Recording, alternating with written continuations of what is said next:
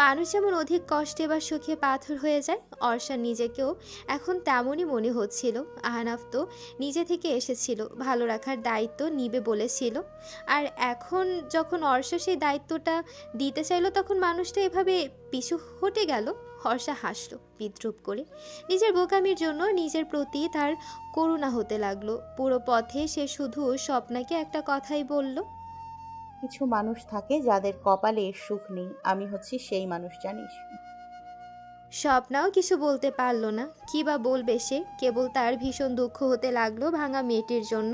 বাড়ির সামনে এসে দুহাতে চোখ মুছে নিল অর্ষা। নিজেকে স্বাভাবিক রাখার চেষ্টা করলো। শম্পাকে নিয়ে ভেতরে প্রবেশ করার পর আমিনা বেগম ব্যস্ত হয়ে বললেন, ফোন দিয়েছি দেখিসনি? অর্ষা হাতের ফোনের দিকে তাকালো। সাইড বাটনে চাপ দিয়ে দেখলো ফোন সাইলেন্ট করা। আমিনা বেগম আর ওকে কিছু বলতে না দিয়ে ড্রয়িং রুমে নিয়ে গেলেন। সেখানে গিয়ে অর্ষা এবং শম্পা দুজনেই যায় পড়া নিয়ে অবাক হয়ে গেল। ড্রয়িং রুম ভর্তি মানুষজন। তামিম, ঐশী, তামিমের মা, ওসমান আলম, অর্থী, আহনাফের বাবা মা, আহনাফ এবং তাদের পাশে বসে আছে কাজী। অর্ষাকে দেখতে পেয়ে আহনাফ বসা থেকে উঠে এলো। অর্ষার মুখোমুখি দাঁড়িয়ে বলল, হঠাৎ আপনার কি হয়েছে আমি জানি না। কেন আমাকে সেই দায়িত্ব দিতে চেয়েছেন তাও জানি না।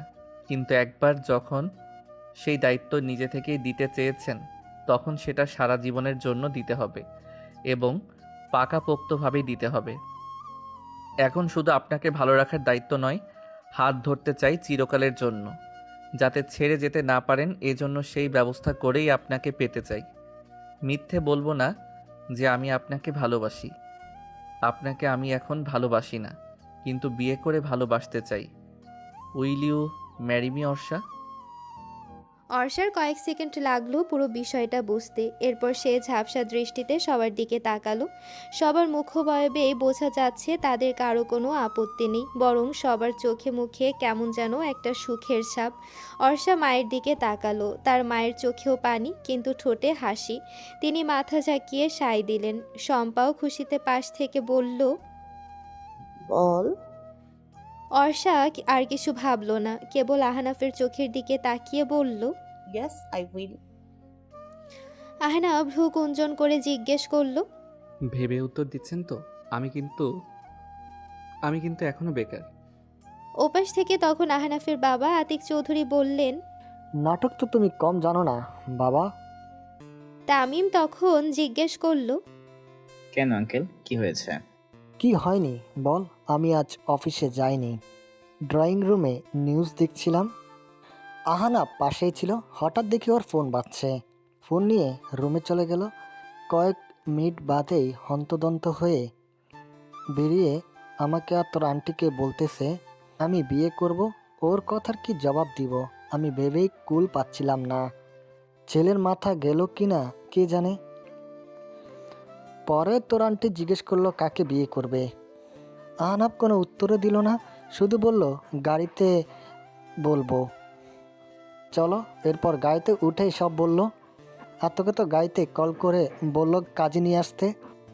উপস্থিত সবাই হেসে ফেলল। তামিম হাসতে হাসতেই বলল, আমি তো বিশ্বাসই করতে পারছি না আঙ্কেল। পরে ওর কণ্ঠ শুনে মনে হয়েছিল যে আসলে হয়তো সিরিয়াস। পরে আমি মাপ আর কাজিন নিয়ে বাসায় আসার পথে ঐশীকে কল করে সব বললাম। ঐশীর আব্বা আম্মাকে বলেছে মনে হয়। এরপর তো আপনারা এলেন। অর্ষা বিস্মিত হয়ে সব শুনছিল। কলেজ থেকে বাড়িতে আসার পথে জ্যামে পড়েছিল।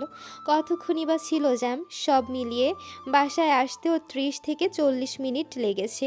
এর মাঝেই আহনাফ সব কিছু ম্যানেজ করে ফেলল, এমনকি অর্ষার বাবা মাকেও। আতিক চৌধুরী বললেন, আমাদের নাকানি চুবানি খেয়ে এখন বেকারি নাটক করছো না? তোমার জন্য বাসায় ভাত রান্না হলো, ওর জন্যও হবে। আহনাফ হেসে ফেলল, বলল, তুমি বললে তো হবে না আব্বু। যে আমাকে বিয়ে করবে তার তো উত্তর দিতে হবে। অর্ষা তখনও ঘোরের মাঝে ছিল। তৎক্ষণাৎ জবাব দিতে না পারল, পরক্ষণে বলল, আমার সমস্যা নেই। সবাই সমস্বরে বলে উঠল। আলহামদুলিল্লাহ। এরপর একদম ঘরোয়া পরিবেশে অর্ষার বিয়ে হয়ে গেল। অল্প সময়ের মধ্যেই বিয়েটা হয়ে যাচ্ছে বলে শপিং করার সময় পায়নি আহনাফ। তবে ওর এক পরিচিত বন্ধু আছে, ওকে কল করে বলে দিয়েছে এমার্জেন্সি একটা বেনারসি শাড়ি কিনে যেন ওর পাঠানো ঠিকানা মতো নিয়ে আসে। এত তাড়াহুড়াতে আহনাফ ওর বাবা মাকে নিয়ে এসেছে যে আসার সময় গয়নাও আনতে পারেনি সাজেদা বেগম। এই নিয়ে কিছুক্ষণ তিনি আহনাফকে গালমন্দও করলেন। ওসমান আলম তখন বললেন, সমস্যা নেই বেয়ান, বিয়ে তো এখন ঘরোয়াভাবে হচ্ছে হোক, ঐশীর বিয়ের পর অসার বিয়েটাও আমি ধুমধাম করেই দেবো ইনশাল্লাহ। তখন আর কোনো কিছুরই কমতি থাকবে না আশা করছি। এরপর আর কারো কোনো কিছুতে আপত্তি রইল না। দুই পরিবারের সম্মতিতে আহনাফ এবং অর্ষার বিয়ে হয়ে গেল। তামিম আড়ালে গিয়ে আহনাফকে জিজ্ঞেস করলো, বউ নিয়ে যাবে নাকি রেখে যাবে? রেখে যাওয়ার জন্য কি বিয়ে করেছি? হাত ধরেছি যখন, এখন এই মুহূর্ত থেকে ওর সব দায়িত্ব আমার। তামিম ঠোঁট উল্টে বলল, ব্রুভো আই এক্সপেক্ট। আহনাফ মৃদু হাসলো। বিকেলে অর্ষাকে নিয়ে আহনাফ বাসায় ফিরল। বাড়িতে ফিরে সাজেদা বেগম অনেকগুলো গয়না বের করে অর্ষাকে দিয়ে বললেন, এগুলো সব তোমার, এখান থেকে যেটা তোমার ভালো লাগে সেটা পরো, আর বাকিগুলো তোমার কাছে রেখে দাও। না না আন্টি, আমার এসব কিছুই লাগবে না।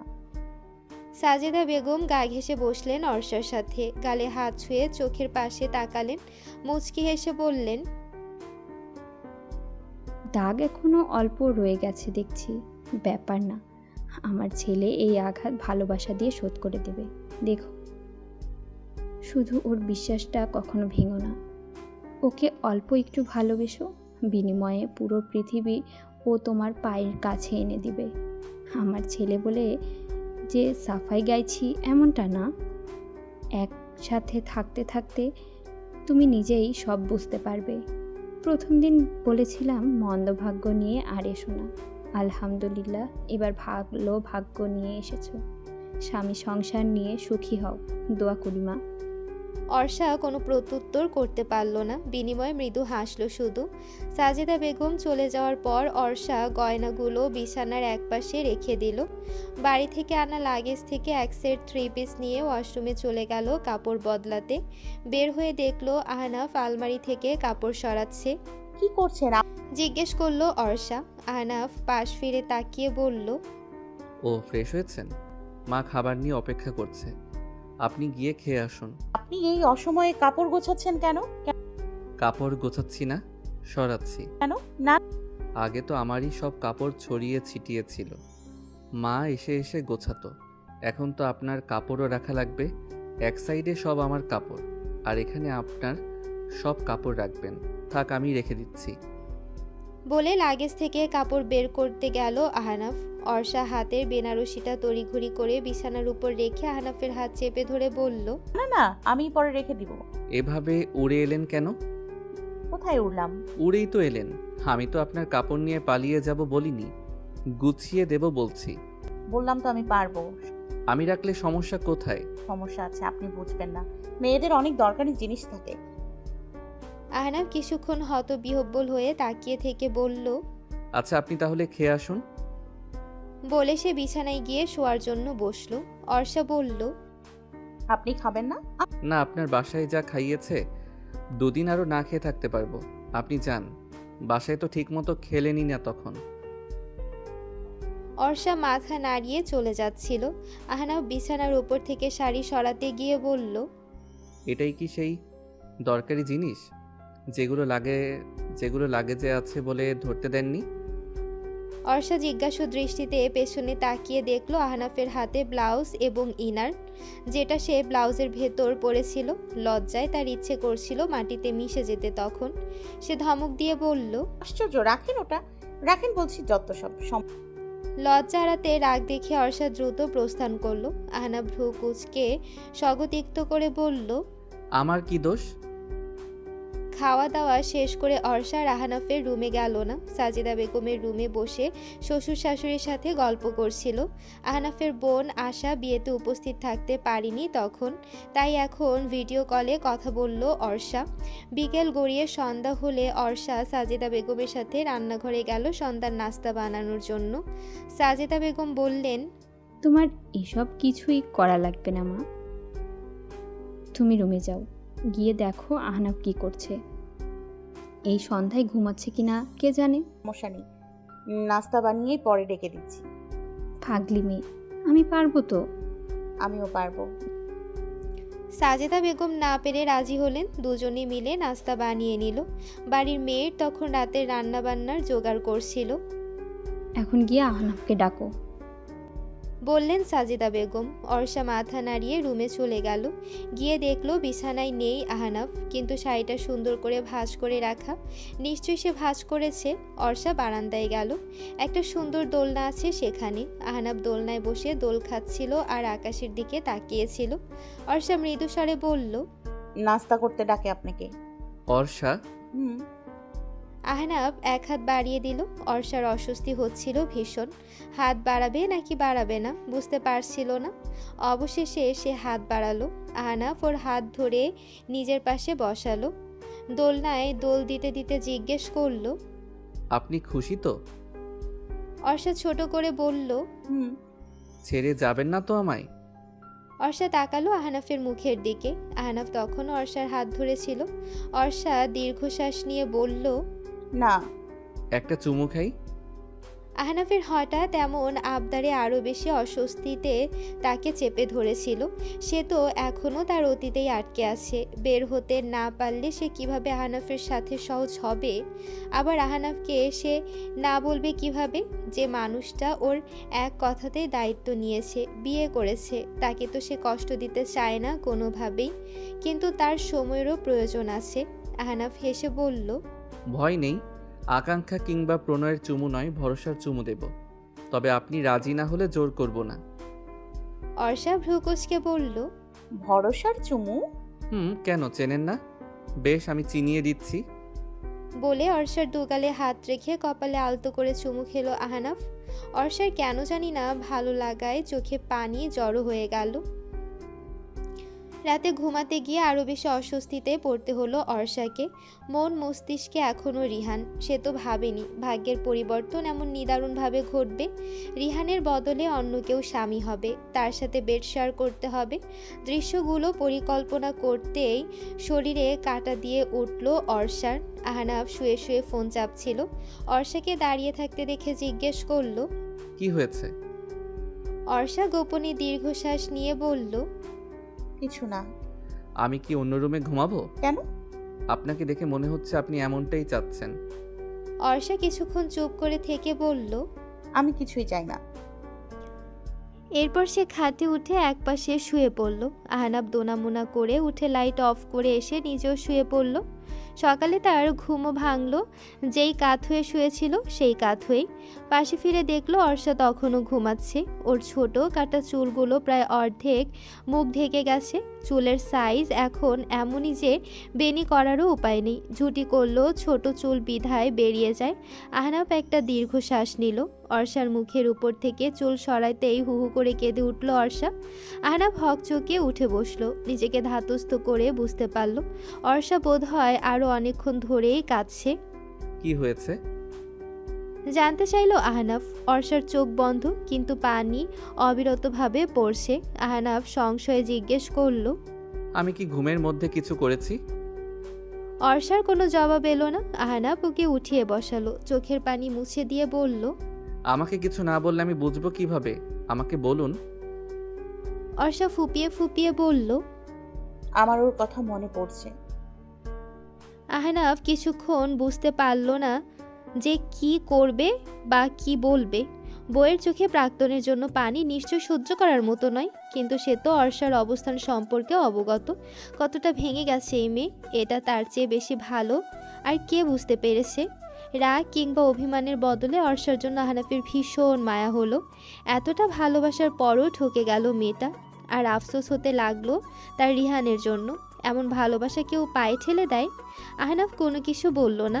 আলগোছে অর্ষার মাথাটি তার বুকে রাখলো। এক হাতে জড়িয়ে ধরে অন্য হাতে অর্ষার চুলে বিলি কেটে দিতে লাগলো। আশকারা পেয়ে অর্ষার কান্নার গতি বেড়ে গেল। তার এখন আহনাফকে খড়কুটোর ন্যায় মনে হচ্ছিল। মানুষ যখন সর্বহারা হয়ে যায়, কোথাও আর কোনো পথ থাকে না, বেঁচে থাকার কোনো অবলম্বন থাকে না, তখন মানুষ এক মুঠো খড়কুটো পেলেও সেটা আঁকড়ে ধরে বাঁচতে চায়। যেমনটা এখন অর্ষা চাইছে। সে আহনাফকে জড়িয়ে ধরে হাউমাউ করে কাঁদতে কাঁদতে বলল, আমি খুব বাজে, খুব খারাপ। আমার মতো অলক্ষণে খারাপ মেয়েকে আপনি কেন বিয়ে করতে গেলেন? আপনার উচিত হয়নি আমার মতো মেয়েকে বিয়ে করা। আমি ভালোবাসার মতো মেয়ে না। আমি কারো ভালোবাসা পাওয়ার যোগ্য নই। আপনি অনেক বেটার পেতেন। কেন আপনার জীবনটা নষ্ট করতে গেলেন? আহনাফ বলল, বোকা মেয়ে, সরি বোকা বউ। কে বলেছে তুমি ভালোবাসার মতো মেয়ে নও? তুমি জানো তুমি কতটা মিষ্টি মায়াবী? তুমি অলক্ষণে নও, তুমি ভাগ্যবতী, তুমি হিরে। তোমাকে যারা চিনতে পারিনি ওটা তাদের ব্যর্থতা। তোমাকে বিয়ে করে জীবন নষ্ট করিনি। তুমিও ভাঙা মনের, আমিও তাই। আমি জানি একজন ভাঙা মনের মানুষ অন্য একটা ভাঙা মনের মানুষের কষ্ট বোঝে, তাই তুমি আমাকে ছেড়ে যেতে পারবে না আমি জানি। আর আমার তো বেটার দরকার নেই, আমার তো বেস্ট তুমি আছো। আমার বেস্ট বউ, আমার বেস্ট অর্ষা। এরপর সে অর্ষার মাথা বুক থেকে সরিয়ে দুহাতের আঁচলায় নিল, চোখের দিকে তাকিয়ে বলল, আর শোনো, আমি তোমাকে ভালোবাসতে শুরু করেছি। বিনিময়ে এখন ভালোবাসা না দাও, একটু প্রশ্রয় না হয় দিও। বলেই সে অর্ষার ঠোঁটে গাঢ় চুমু এগিয়ে দিল। অর্ষা কোনো প্রতিবাদ করল না, ঠিক সায়ও দিল না, তবে চুপ করে রইল সে।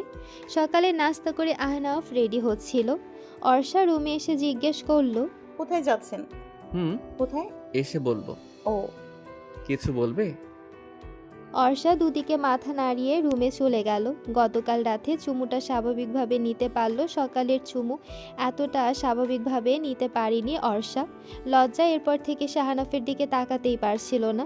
আবার সে চেষ্টাও করছে নিজেকে স্বাভাবিক দেখানোর, কিন্তু আহনাফ যখন আবার তুমি বলে সম্বোধন করে তখন লজ্জাটা যেন আরও দ্বিগুণ হয়ে যায়। আহনাফ চলে যাওয়ার পর অর্ষা শম্পাকে কল দিল।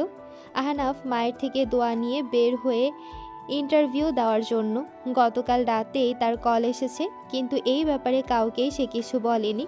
জবটা হয়ে গেলে বাড়ি এসে একেবারে সারপ্রাইজ দেবে সবাইকে, বিশেষ করে অর্ষাকে। সে বলবে, তুমি মোটেও অলক্ষণে নাও, তুমি তো আমার লক্ষ্মী।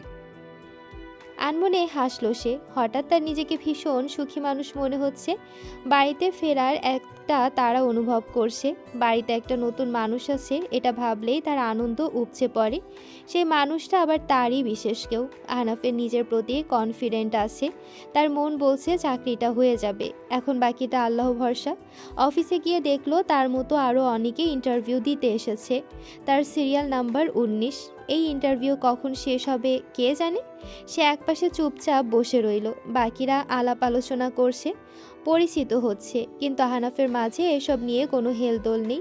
সে ভাবছে অর্ষার কথা। কবে সে মেয়েটাকে সুখী করতে পারবে, কবে অর্ষাকে মন থেকে হাসতে দেখবে, সেই দিনটার অপেক্ষা করছে সে। একবার ভাবলো অর্ষাকে একটা কল করবে, পরক্ষণেই আবার ভাবনা বাদ দিল। ঘড়িতে সময় দেখতে দেখতে অবশেষে তার ইন্টারভিউর সময় এলো। ইন্টারভিউ সে কনফিডেন্সের সাথেই দিয়েছে। রেজাল্ট তার আগামীকাল কল করে জানাবে। তবে আহনাফের বিশ্বাস জবটা তার হয়েই গেছে। সে খুশি মনে বাড়ি ফেরার পথে ফুলের দোকান থেকে একটা বেলি ফুলের মালা কিনে নিল। মেয়েরা ফুল পছন্দ করে, বিশেষ করে স্বামী কিংবা ভালোবাসার মানুষ ফুল উপহার দিলে সেই উপহারটা তারা আরও বেশি ভালোবাসে। বাড়ি ফিরতে ফিরতে তার সন্ধ্যা হয়ে গেছে। দরজা খুলে দিয়েছে সাজেদা বেগম। তিনি কিছুটা রাগী স্বরে বললেন, সারা দিন কোথায় ছিলি তুই? হুট করে বিয়ে করলি, কোথায় একটু মেয়েটাকে সময় দিবি তা না করে নিজে নিজে টোটো করে ঘুরে বেড়াচ্ছিস। অর্ষা কোথায়? রুমে, ঠান্ডা লেগেছে, তোর বাবা ওষুধ এনে দিয়েছে, খাইয়ে দিয়েছি, এখন ঘুমোচ্ছে। শোন, যদি মেয়েটাকে ভালো নাই রাখতে পারিস তাহলে শুধু শুধু বিয়েটা কেন করেছিস? সারা দিন মনমরা হয়ে থাকে। কোনো সিদ্ধান্ত নেওয়ার আগে ভেবে চিন্তে নেওয়া লাগে। দুম করে মন চাইলো আর বিয়ে করলাম, এমন তো হয় না, তাই না? ওর অবস্থা তো তুই জানিস। সরি মা। বলে আহনাফ নিজের রুমের দিকে পা বাড়ালো। এখন মনে হচ্ছে মনের কথা শুনে ফোন করাটা উচিত ছিল। সারপ্রাইজ দিতে গিয়ে উল্টো মেয়েটাকে সে কষ্ট দিয়ে ফেলেছে। বিছানার পাশে বসতেই চোখ মেলে তাকালো অর্ষা। চোখ মুখ ফুলে লাল হয়ে গেছে। আহনাফ ওর কপালে হাত রেখে বলল, জ্বরও তো এসেছে দেখছি। সকালে তো ভালোই ছিলে। অর্ষা মৃদু স্বরে বলল। অসুখী বলে আসে। আহনাফ চুপ হয়ে গেল। কথা তো সত্যি। সে জবাব না দিয়ে বলল, ওষুধ খেয়েছো? হুম। আমাকে একটা ফোন দাওনি কেন? ফোন দিলে কি হতো? আমি আরো আগেই আসার চেষ্টা করতাম। সত্যি? অবশ্যই। অর্ষা হাসল। আহনাফ বলল, হাসছো কেন? এমনি। নিশ্চয়ই ওর কথা ভেবে হাসছো। অর্ষা, সবসময় তো রিহানের সাথে আমার কম্পেয়ার করলে চলবে, তাই না? তুমি রিহানকে অনেক সুযোগ দিয়েছো, ভালোবাসা দিয়েছো। ও হয়তো তোমার ভালোবাসার মূল্য দেয়নি, তাই বলে যে আমিও একই রকম হব এটা তুমি ততদিন পর্যন্ত বলতে পারবে না যতদিন না তুমি আমাকে কোনো সুযোগ দিচ্ছ। সরি, আমি আপনাকে হার্ট করতে চাইনি। আমি হার্ট হইনি, রেস্ট নাও। আহনাফ আলমারি থেকে জামা কাপড় নিয়ে ওয়াশরুমে চলে গেল ফ্রেশ হওয়ার জন্য। অর্ষা চোখ বন্ধ করে দুফোঁটা অশ্রু গড়িয়ে পড়ল। মনে পড়ে গেল ক্লান্তিকর অতীতের অংশ। সেবার অর্ষার শরীর খুব খারাপ হয়েছিল। বিছানায় পড়েছিল 3 দিন। রিহানের সাথে কোনো যোগাযোগ ছিল না। জানতো না সে অর্ষার অসুস্থতার কথা। অর্ষা নিজেই রিহানকে কল দিয়ে বলেছিল, একটু দেখা করবে প্লিজ? শরীরটা খুব খারাপ লাগছে। শরীর খারাপ ডাক্তার দেখাও। আমি এখন আসতে পারবো না বাবুই, আমার কাজ আছে। টাকা আছে নাকি পাঠিয়ে দেব? ব্যস্ত কণ্ঠে বলল রিহান। অর্ষা অনেকক্ষণ চুপ করে থেকে বলল, রিহান, আমি অসুস্থ হলে ডাক্তার দেখানোর মতো টাকা আমার বাবার আছে। আমার তোমার সঙ্গ দরকার ছিল। আমার খুব ইচ্ছে করছিল তুমি আমার পাশে বসে আমায় একটু জড়িয়ে ধরো, আমার কপালে হাত রাখো। তুমি তো জানো। রিহান প্লিজ একটু দেখা করো, 5 মিনিটের জন্য। পরে ফোন করছি। বলে কল কেটে দিয়েছিল রিহান।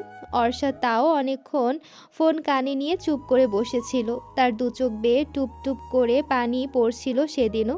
কল্পনা শেষ হওয়ার পরই অর্ষার চোখ বেয়ে পানি পড়ছে। সে শোয়া থেকে উঠে বসলো। আহনাফ ফ্রেশ হয়ে এসে বারান্দায় চলে গেছে। অর্ষাও গুটি গুটি পায়ে বারান্দায় গেল। দেখলো আহনাফ একটা নয়নতারা ফুল ছিঁড়ে ঘুরে দাঁড়িয়েছে রুমে আসার জন্য। বারান্দার দরজায় অর্ষাকে দেখে ব্যস্ত হয়ে বলল, এ কি, তুমি অসুস্থ শরীর নিয়ে উঠে এসেছো কেন? আমি তো যাচ্ছিলাম। অর্ষা চুপচাপ ক্লান্ত চোখে তাকিয়ে আছে। আহনাফ হেসে নয়নতারা ফুলটা অর্ষার কানের পিঠে গুজে দিয়ে বলল, তোমার জন্যই নিলাম, সুন্দর লাগছে। তোমার জন্য আরেকটা গিফট আছে, রুমে চলো দিচ্ছি। অর্ষা প্রসঙ্গের একদম বিপরীতে গিয়ে আহনাফকে বিস্মিত করে দিয়ে বলল, একটু একটু বুকে নেবেন? শুষ্ক আবহাওয়া হঠাৎ করে যেন সতেজ হয়ে উঠেছে। শীতেও শীতল হাওয়া ভালো লাগছে। বুকের ভেতর সূক্ষ্ম একটা চিনচিনে ব্যথাও অনুভব করতে পারছে আহনাফ। সে নির্বিশেষে দৃষ্টিতে তাকিয়ে রয়েছে ক্লান্ত বিধ্বস্ত অর্ষার মুখপানে। এমন আবেদন নিবেদন উপেক্ষা করে সেই সাহস হয় কোনো পুরুষের? আহনাফের নীরবতার আঘাত হানছে অর্ষার বুকে। সে মলিন দৃষ্টিতে তাকিয়ে নিচু স্বরে শুধালো, নেবেন না? আহনাফ জবাব দেওয়ার প্রয়োজন মনে পড়ল না। দুহাত প্রসারিত করে মুচকি হেসে কাছে ডাকলো। অর্ষার শুষ্ক মলিন ওষ্ঠ ফুটে উঠল তখন এক চিলতে হাসি। এগিয়ে এসে ঠাঁই নিল আহনাফের বুকে। কান্নায় ভিজিয়ে দিতে লাগলো আহনাফের টি শার্ট। মেয়েটা এত কাঁদে। আহনাফও জড়িয়ে ধরে ওর মাথায় হাত বুলিয়ে বলল, তোমায় কবে হাসতে দেখবো বলো তো? অর্ষা জবাব দিল না। তার কোনো কথা বলতে ইচ্ছে করছে না এখন। শরীর ক্লান্ত লাগছে। কখন যে শরীরের ভার ছেড়ে দেবে কে জানে। জড়িয়ে ধরার বাঁধনও আলগা হচ্ছিল। আহনাফ সেটা বুঝতে পেরে অর্ষাকে কোলে নিয়ে দোলনায় বসলো। অজানা এক প্রশান্তিতে চোখ বুজে এলো অর্ষার। আহনাফের শার্ট আঁকড়ে ধরে সে খুব অল্প সময়ের মাঝে আহনাফের বুকে ঘুমিয়ে পড়ল।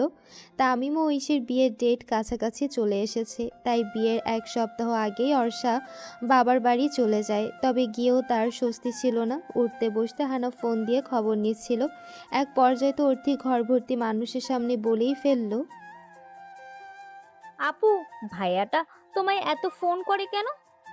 আমরা কি তোমাকে বিক্রি করে দিচ্ছি? বাড়ির মানুষ বিষয়টা কিভাবে নিয়েছে অর্ষার জানা নেই, তবে সে ভীষণ অস্বস্তিতে পড়ে যায়। আমিনা বেগম বিষয়টা বুঝতে পেরে চোখ রাঙালেন ছোট মেয়ের উপর। ভয়ে তখন চুপসে গেল, অর্থি দমে যাওয়ার পাত্রী নয়।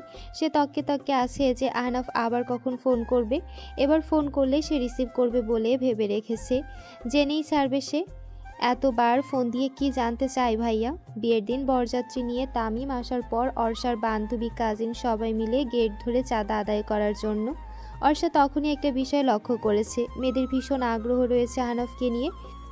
খবর নিয়ে অর্ষা জানতে পেরেছে মেয়েটা তামিমের খালাতো বোন। তামিম এবং আহনাফ যেহেতু ছোটবেলার বন্ধু, সেই সূত্রে আহনাফকে মেয়েটা ভালো করেই চেনে। বলা বাহুল্য একটা ভালো লাগা তার আছে। মেয়েটার নাম সিনথিয়া। দেখতে হামুরি নয়, তবে আল্লাহর সব সৃষ্টি তো সুন্দর। সেই সুন্দরকে তখনই অসহ্য লাগে যখন সে খুব প্রিয় কারো নিকট আসার চেষ্টা করে। এই যেমন সিনথিয়াকে এখন অর্ষা একদমই সহ্য করতে পারছে না। দুজনের বিয়েটা ঘরোয়াভাবে হওয়াতে বাইরের কেউই জানে না আহনাফ কিংবা অর্ষা বিবাহিত। এজন্যই বোধহয় সিনথিয়া এমন করছে। আর কেউ না জানুক, অর্ষা তো সব জানে, আহনাফও জানে। আর সব জেনে অর্ষা এসব সহ্য করতে পারছে না। তার নিজেকে ভীষণ হিংসুটে মনে হচ্ছে। কিন্তু কেন? তবে কি শাহানাফকে ভালোবাসতে শুরু করেছে? বোনের বিয়েতে অর্ষার আনন্দ করা হলো না। সিনথিয়ার জন্য তার আনন্দ মাটি হয়ে গেছে। সবার সামনে নিজেকে স্বাভাবিক রাখার চেষ্টা করলেও ভেতরটা অস্বস্তিতে ভরেছিল। তার বারবার মনে হচ্ছিল আহনাফকে বিয়ে করাটা একদম ঠিক হয়নি। রিহানের পাশে অন্য মেয়েকে দেখার যেই ভীতি অর্ষার মাঝে প্রবেশ করেছে, সেই ভীতির জোর ধরে আহনাফকে বিয়ে করাটা তার ভুল সিদ্ধান্ত মনে হচ্ছে। কারণটাও পরিচিত, সে আহনাফের পাশে সিনথিয়াকে সহ্য করতে পারছে না। আর না পেরেছিল মানতে আহনাফের প্রশ্রয় দেওয়াকে। রাতে ঐশীকে বিদায় দিয়ে অর্ষা নিজের রুমে চলে আসে। তার ভীষণ কান্না পাচ্ছে। বোনের বিয়ে হয় নাকি আহনাফের জন্য বুঝতে পারছে না। আর না রিহানের কথা মনে পড়ছে, তাও সে বুঝতে পারছে না। কিন্তু তার ভীষণ কষ্ট হচ্ছিল। নিজেকে একটা আগাছা পরগাছা মনে হচ্ছিল। রুমের দরজায় নক করার শব্দ পেয়ে চোখের পানি মুছে অর্ষা বলল, দরজা খোলাই আছে। দরজা ঠেলে ভেতরে ঢুকে অর্থি বলল, আপু, আপনার ভাইয়া এসেছে, আমি যাই। আহনাফকে রুমে রেখে অর্থি আবার দরজা চাপিয়ে চলে গেল। আহনাফের নাম শুনে ঘুরে বসলো অর্ষা। আহনাফ হতবিহ্বল হয়ে শোধালো, তুমি কাঁদছো? অর্ষা জবাব দিল না। বিয়ে বাড়িতে কাছে না আসতে পারলেও আহনাফ বেশ ভালো করেই বুঝতে পেরেছে যে অর্ষার মন মেজাজ কোনো কারণে ভালো নেই। তাই সে তামিমের বাড়ি থেকে আবার ব্যাক করেছে অর্ষার বাসায়। এর মাঝে বেশ কয়েকবার সে অর্ষাকে কলও করেছিল, মেসেজও করেছিল, কিন্তু অর্ষা কোনো রেসপন্স করেনি। এখনও অর্ষাকে নিশ্চুপ থাকতে দেখে আহনাফ শুধালো। বলো কি হয়েছে? অর্ষা ফোপানো স্বরে বলল, কিছু না। তাহলে কাঁদছো কেন? আপুর জন্য। মিথ্যা বলছো কেন? আপুর আগে তোমার বিয়ে হয়েছে, তুমি আগে শ্বশুরবাড়ি গেছো। বিয়ের আয়োজন শেষ হলেই আবার চলে যাবে, এমন না যে তুমি এখানেই থাকবে। তাহলে আপুর জন্য কাঁদবে কেন? এত কৈফিয়ত তো আমি দিতে পারবো না। বাই এনি চান্স তুমি কি আমার উপর রেগে আছো? আপনার ওপর কেন রাগ করতে যাব? তোমার কথা শুনে তো তাই মনে হচ্ছে। আমি কি কিছু করেছি? অর্ষা এবার কেঁদে ফেললো। কাঁদতে কাঁদতেই বলল, আমি কারো ভালোবাসা পাওয়ার মতো মেয়ে নই।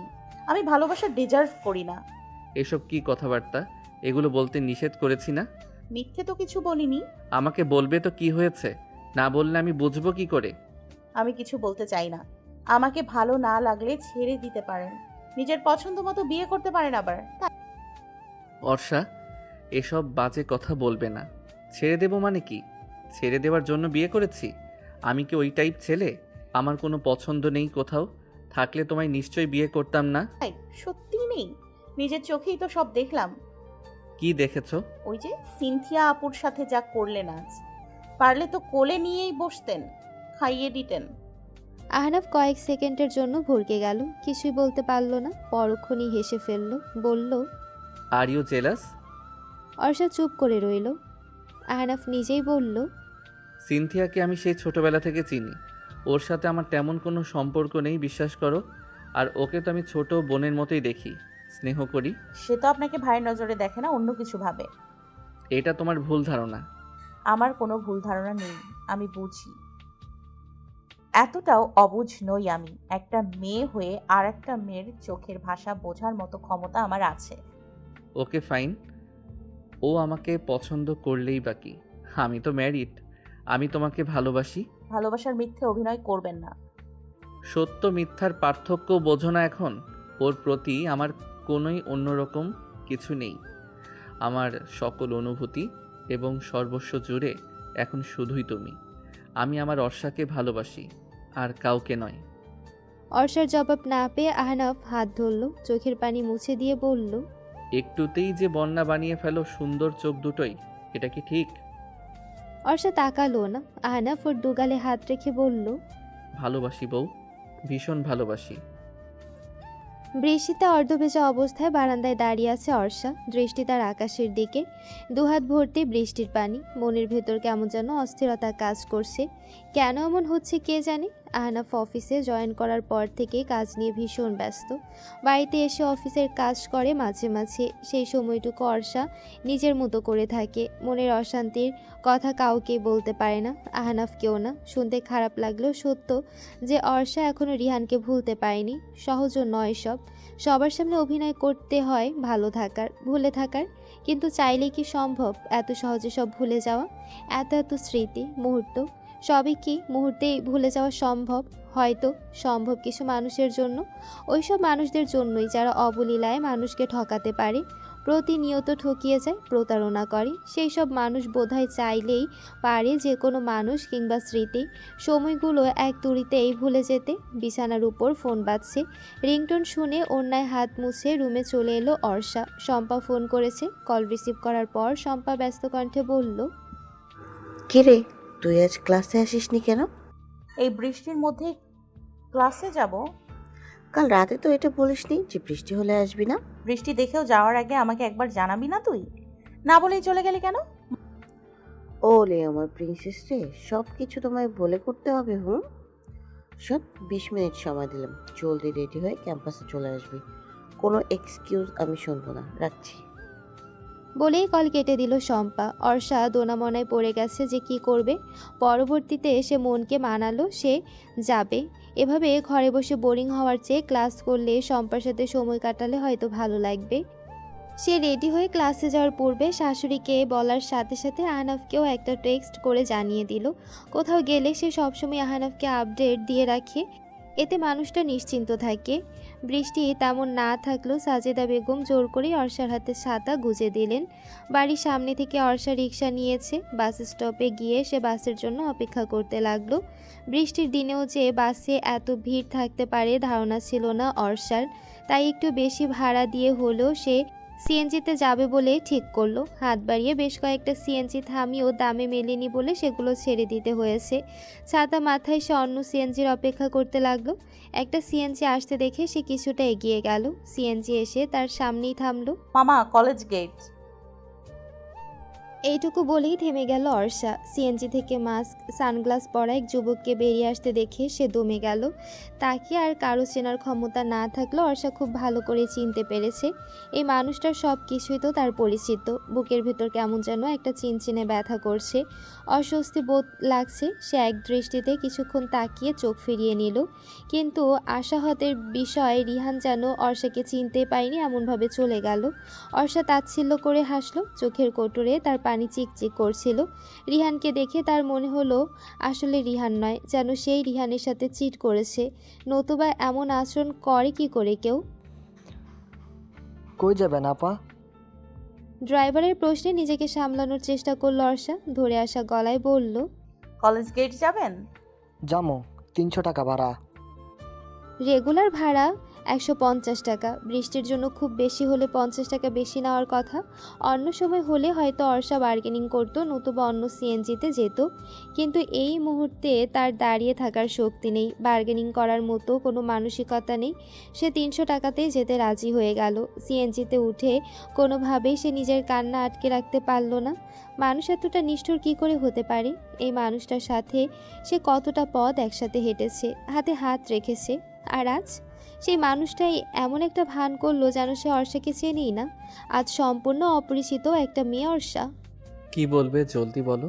আহনাফের ব্যস্ততা দেখে অগ্নি দগ্ধ দৃষ্টিতে তাকালো সুপ্তি। অনেক অনুনয় বিনয় করে আহনাফকে দেখা করার জন্য রাজি করিয়েছে সে। রেস্টুরেন্টে আসতে না আসতেই চলে যাওয়ার জন্য উতলা হয়ে পড়েছে আহনাফ। সুপ্তি ব্যঙ্গ করে বলল, এত অস্থির হয়ে আছো কেন যাওয়ার জন্য? বউকে খুব মিস করছো? বউকে মিস করার কি আছে? বউ কি আমার থেকে দূরে থাকে নাকি? ও আমার সাথে থাকে, বুকে থাকে। খুব ভালোবাসা দেখছি ওর জন্য। বোকার মতো কথা বলছো কেন? বউকে ভালোবাসবো না তো কি পরনারীকে ভালোবাসবো?